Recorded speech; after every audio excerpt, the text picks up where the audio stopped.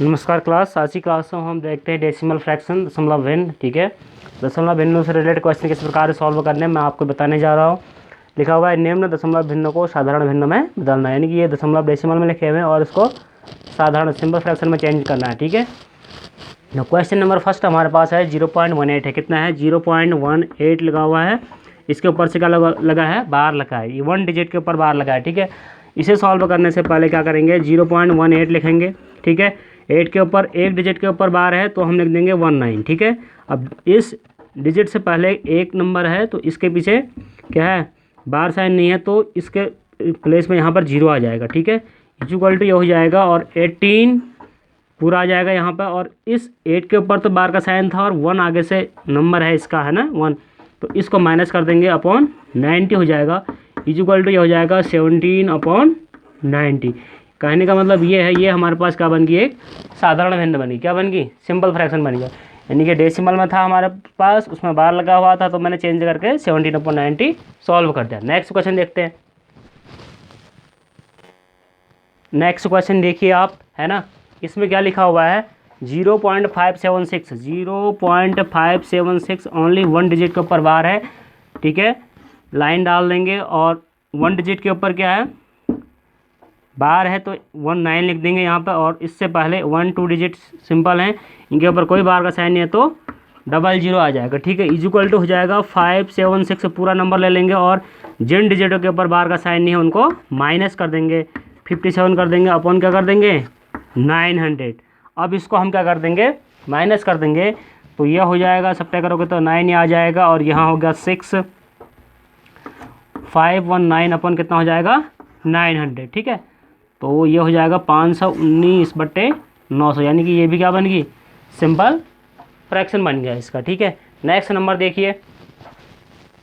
अब इस क्वेश्चन में देखिए 0.1254 है, 2 डिजिट के ऊपर क्या बार लगा हुआ है तो मैं इसको ऐसे लिखता हूँ 1254 लिखता हूँ और 2 डिजिट के ऊपर बार लगा हुआ है। ठीक है, तो मैं लिखता हूँ 99। ठीक है, 99 और 2 डिजिट ऐसे हैं जिनके ऊपर बार का साइन नहीं है, डेसिमल के आफ्टर है तो 00 हो जाएगा। ठीक है, और नेक्स्ट पोजीशन में क्या बताया था मैंने आपको? तो ऐसे पूरा नंबर आ जाएगा 1254।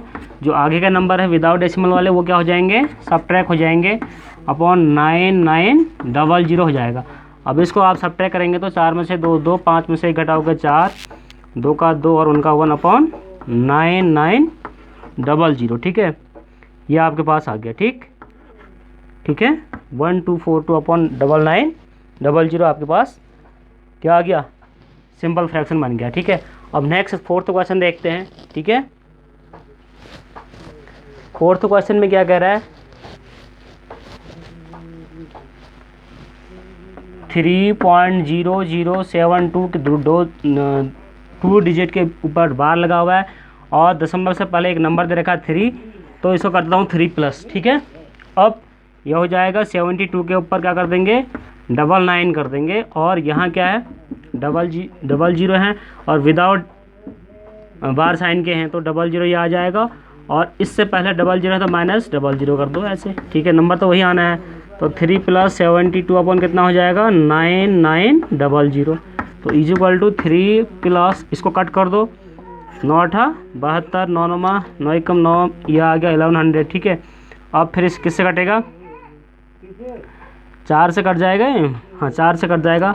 4 दूना 8, ये हो जाएगा 4 दूना 8, 30, 7 7 28 और 4 पंचे 20। ठीक है, 3 + 2 अपॉन 275 आ गया ना, तो इसको लिख सकते हैं हम 3 whole 2 upon 275। It is your fraction form में हो गया। ठीक है, ये नंबर भी मैंने चेंज कर दिया।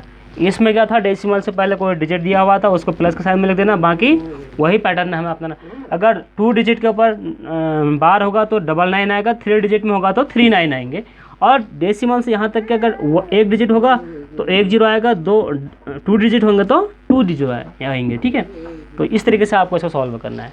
तो उम्मीद करता हूँ ये बहुत बढ़िया तरीके से आपको समझ में आया होगा। ठीक है,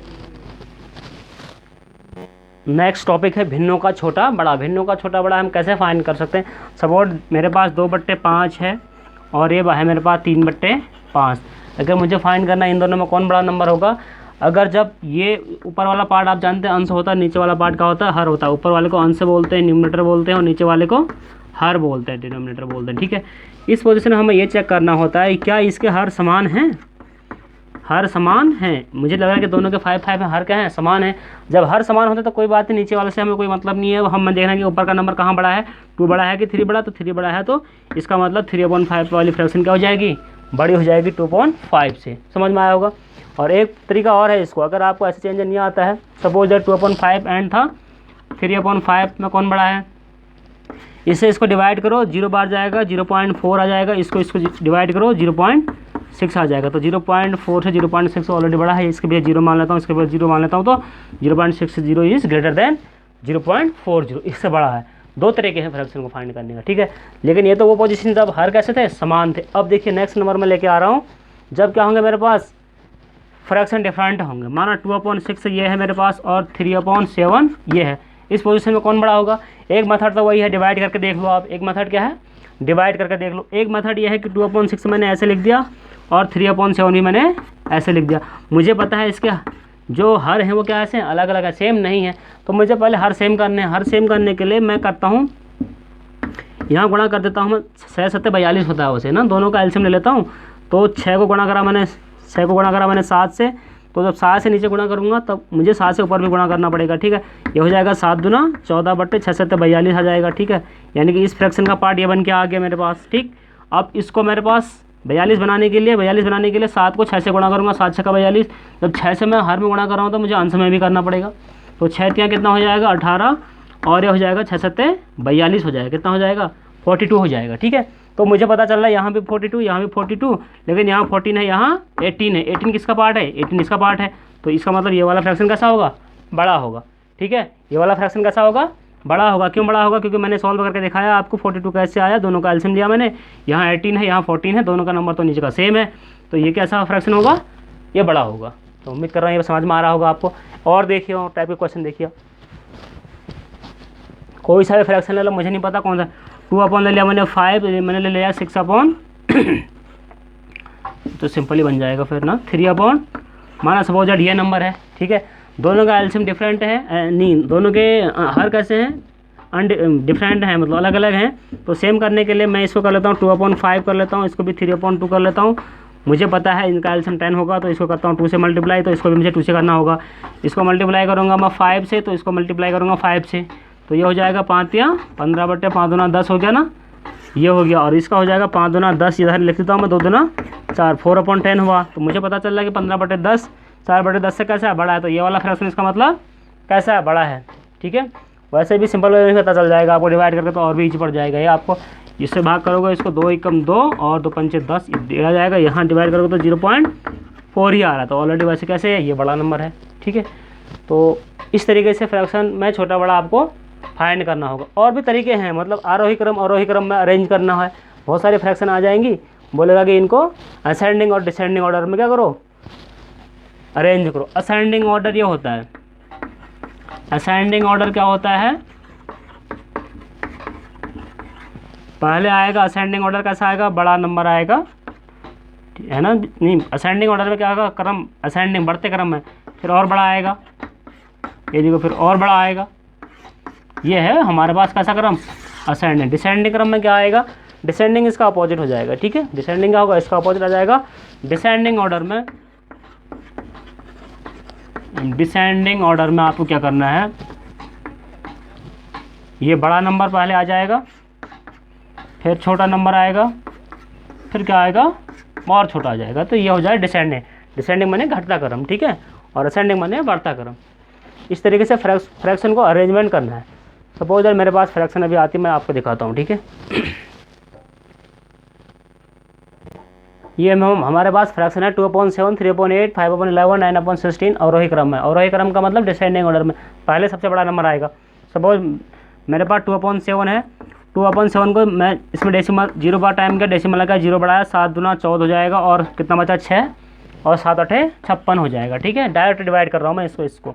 अब 3 को डिवाइड करो आप, 3 को डिवाइड कर देता हूँ मैं 8 से, तो डिवाइड करता हूँ तो मेरे पास 0 बार गया, दशमलव लगाया, 30 हो गया ये, है ना।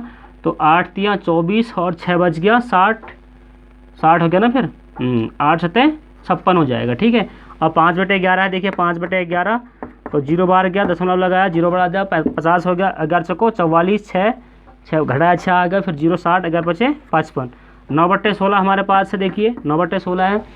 अब 0 बार गया, दशमलव लगा 0, 90 हो गया, 16 पंचे 80 और घटाया 10, 100 हो जाएगा फिर, और 16 छक्का 96। तो आपको किस ऑर्डर में लगाना है, आपको लगाना है अवरोही क्रम, पहले आएगा सबसे बड़ा, फिर आएगा उससे छोटा। सबसे बड़ा नंबर हमें दिखाई दे रहा है ये 0.56 से ये सबसे बड़ा नंबर है, देखो है ना। तो 0.56 किसका है, तो 9/16 का आ जाएगा, सबसे बड़ा नंबर है। ठीक, उसके बाद फिर यह आ रहा है हमारे पास, तो 5/11 हो जाएगा। उसके बाद हमारे पास ये नंबर आ रहा है, तो 3/8, उसके बाद ये आ रहा है 2/7। समझ में आया होगा ना। तो ये कैसा क्रम हो गया, ये हमारे पास जो क्रम हो गया ये अवरोही क्रम हो गया। अवरोही का मतलब होगा घटता क्रम हो गया। तो ऐसे ही इसका अपोजिट क्या हो जाएगा, आरोही क्रम। आरोह मतलब ऊपर को बढ़ना है, क्लाइंबिंग, आरोह असेंडिंग ऑर्डर होगा। तो इसका अपोजिट मैंने क्या कर दिया, इन नंबरों को डायरेक्ट डिवाइड कर दिया। अब डिवाइड में आपके ऊपर डिपेंड करता है कि आप कितनी जल्दी डिवाइड कर पाते हैं। ठीक है, अगर आप क्विकली डिवाइड कर सकते हैं तो आप जल्दी से सॉल्व कर सकते हैं। ठीक है, आपको माइंड कैलकुलेशन में फटाफट डिवाइड करना आना चाहिए, तो क्वेश्चन ईजी हो जाता है। नहीं तो हमें क्या होता है, टाइम लग सकता है। और दूसरा नंबर क्या है, सबका है ये नंबर सेम करके भी हो सकता है, वैसे समझ रहे हो नहीं, सबका इस हार को क्या करोगे, सेम करोगे। तो ये थोड़ा सा बड़े नंबर आ गए तो थोड़ा टाइम लग सकता है, लेकिन होने में उससे भी हो जाएगा। मुझे उससे बेटर ये लगा तो मैंने इसे सॉल्व करके आपको दिखाया। तो उम्मीद करता हूँ ये क्वेश्चन आपको समझ में आया होगा। 7/9, 11/13, 60/19, 21/25 को आरोही क्रम में ये आपको सॉल्व करना है। आरोही क्रम मतलब बढ़ता क्रम। ठीक है, असेंडिंग ऑर्डर में आपको सॉल्व करना है। बहुत ईजी है, टफ नहीं है। इसको आप सॉल्व कीजिएगा। दशमलव से भिन्न कैसे बनाते हैं मैं आपको ये समझाता हूँ। ठीक है, थोड़ा सा आपको सपोज मेरे पास 0.6 से लिखा है, मुझे इसको किस में चेंज करना है, इसका मैंने बनाना है फ्रैक्शन, भिन्न बनानी है। भिन्न वो होती है जिसमें एक अंश होता है, एक हर होता है। तो मुझे 0.6 से लिखना है, ऐसे सेम 0.6 से लिया, डेसिमल के नीचे ठीक 1 लिख देना है, और यहाँ एक डिजिट है इसके बाद, तो मुझे हो जाएगा, ये हो जाएगा 6/10। इसको छोटा कर दूंगा, 2 3 6 2 5 10, तो 3/5 मेरे पास आ गया। अब मेरे पास 3/5 क्या आ गया, भिन्न आ गया, 3/5 आ गया है ना। तो इससे मैं मतलब भिन्न से मुझे दशमलव बनाना है, तो मैं क्या करूँगा, डिवाइड कर देता हूँ 0 बार और 5 6 30। देखो इससे ये नंबर भी बन सकता है। ठीक है, तो उम्मीद कर रहा हूँ ये आपको समझ में आया। सपोज मेरा थोड़ा सा और बड़ा नंबर मेरे पास होता, 0.25 मेरे पास होता, तब मैं क्या करता, इसको बदलना है मुझे, भिन्न बनानी है। डेसिमल के नीचे ठीक 1 लिख लूँगा, 2 डिजिट हैं, 2 0 आ जाएंगे। ये हो जाएगा 25/100 हो जाएगा। 25 से कम 25, 25 चक्को 100, 1/, कितना हो जाएगा, 4 हो जाएगा।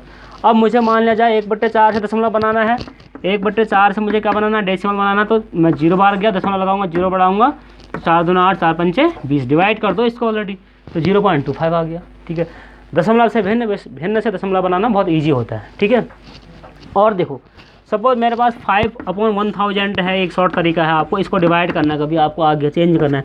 तो 1 2 3 0 है, कितने 0 हैं, 3 0 हैं। तो यहाँ 3 डिजिट बनाने पड़ेंगे। एक तो 5 ऑलरेडी ऊपर है ही हमारे पास, एक जीरो और बना लेंगे, तो डेसिमल 0.005 इसका आंसर हो जाएगा। सपोज मेरे पास क्या होता, 6/, क्या होता है 6 2/, मेरे पास 10 होता, तब मेरा आंसर आ जाएगा, एक 0 है ना, तो एक स्थान बाद दशमलव लग जाएगा। ठीक है, तो 6.2 मेरे पास आंसर हो जाएगा। सपोज और बड़ा क्वेश्चन होता मेरे पास 125.2 होता, इसको बदलना होता, 100 से मैं डिवाइड करता है इसको। ठीक है, तो 100 से 2 0 है ना इसमें, तो डेसिमल अभी यहाँ है, तो डेसिमल 1 2 2 0 है, तो 2 डिजिट पहले चले जाएगा, तो 1.252 इसका क्या हो जाएगा, आंसर हो जाएगा। यानी आपको क्विकली क्या करना है, सॉल्व करना है। क्या करना है, क्विकली सॉल्व करना है, डिवाइड के चक्कर में नहीं पढ़ना है। और देखो कभी कभी ऐसा भी हो सकता है, माना यहाँ 10 की पावर 5 है, 10 की पावर क्या है 5 है, और ये 10 की पावर क्या है नीचे 3 दे रखा है। तो आप अगर ना ये पावर ऑलरेडी ऊपर ले जाओगे, तो 10 की पावर 5 इंटू हो जाएगा 10 की पावर -3, तो इज इक्वल टू ये हो जाएगा 10 की पावर 5 में 3 घटाओगे 2, 10 की पावर 2 का मतलब कितना आंसर हो जाएगा 100।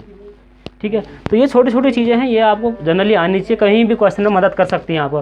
क्या पता कहाँ किसकी रिक्वायरमेंट पड़ जाए ना, क्वेश्चन सॉल्व करते हुए क्वेश्चन के पैटर्न पर कभी कभी आवश्यकता पड़ती है छोटी छोटी चीज़ों की, तो ये हमें पता होना चाहिए, और इससे हम बहुत सारी चीज़ें फाइंड कर सकते हैं। ठीक है, तो इतनी चीज़ें तो आपको आ गई है ना। किसी भी चीज़ का हाफ करने के लिए, कभी भी किसी चीज़ का हाफ करने के लिए 1/2 से मल्टीप्लाई करते हैं। किससे करते हैं, 1/2 से मल्टीप्लाई करते हैं, तो 2 4 जा 8, तब 8 का आधा 4 आ गया। अब मेरे से कोई कहेगा अगर भाई 1/2 का हाफ कितना होगा, तो 1/2 का हाफ 1/2 से मल्टीप्लाई कर दो तो 1/4 हो जाएगा। कितना हो जाएगा 1/4। सपोज दैट मेरे पास होता है 1/32, 1/32 इसका हाफ कितना होगा, तो हाफ करने के लिए, आधा करने के लिए 1/2 से मल्टीप्लाई कर देंगे तो 1/64 हो जाएगा। कितना हो जाएगा 1/64 हो जाएगा, 1/32 का आधा। ये नहीं होगा कि 1/16, ये नहीं हो सकता। ठीक है, तो उम्मीद करता हूँ ये सारी चीज़ें आपको समझ में आई होंगी। आज की क्लास में इतना ही। Thank you, have a nice day. और इसी प्रकार आप क्वेश्चन को सॉल्व कीजिएगा। ठीक है, तो आप पैटर्न पर बनाते रहिएगा और जहाँ भी क्वेरीज होती है, प्रॉब्लम होती है, मुझसे रिक्वायरमेंट कीजिए आप, मैं आपको अगेन सॉल्व करवाऊँगा। Thank you.